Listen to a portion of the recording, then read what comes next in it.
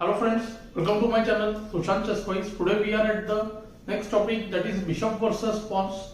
We are at the third example of our topic. Here we cover examples with less material and eventually the positions we get that are of bishop versus pawn. Right now we see that white is just a pawn up, it's white to play, and we see that even at higher level how the positions become very tricky.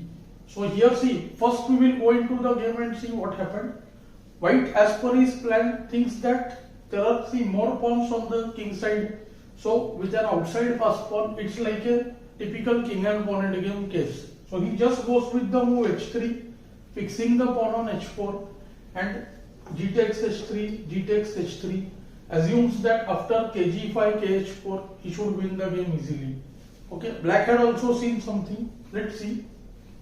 Bishop a6, king goes to g5, bishop takes b7.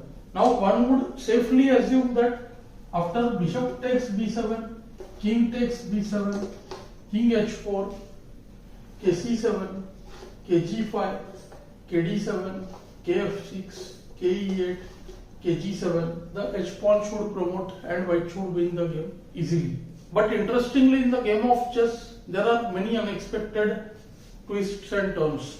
Black, instead of capturing the bishop, goes just kd7, and here see, white understood his mistake. Now the h pawn can be taken, but we suddenly get a position of rook pawn. The rock cornered bishop arises. See, after king h4, ke7, kg5, kf7, kh6 threatening bd5 check, black just plays kg8 on time, and the king will remain on h8 and it will be a drawn game.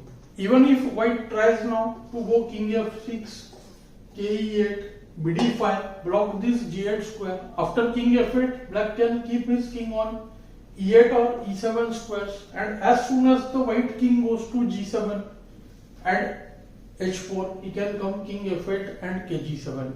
Once again the position will be drawn only. So in spite of having a winning position, white failed to convert the game. Now let us see what white should have done in order to win this game.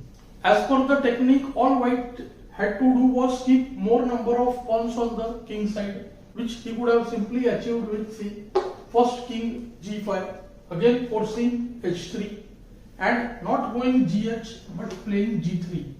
Now we see that the position is similar to the previous one, but the both g and h pawns would be lost and white would win. Let's say bishop a6 here, then as we saw just now, the line kg4, bishop takes b7, bb7, here there is the g pawn, so the kd7 ideas of having a wrong cornered bishop and all will not exist because there will be the right pawn. And after king takes b7, kh3, again white is 2 pawns up, so he will win the game easily. And lastly, black has the only try, bishop f3, white will just play bishop f5, king takes b7, bishop g4, bishop g2, king h4, kc7, bishop h3. Black can put his bishop on e4 or d5, but wherever he goes, the white bishop will obstruct that path.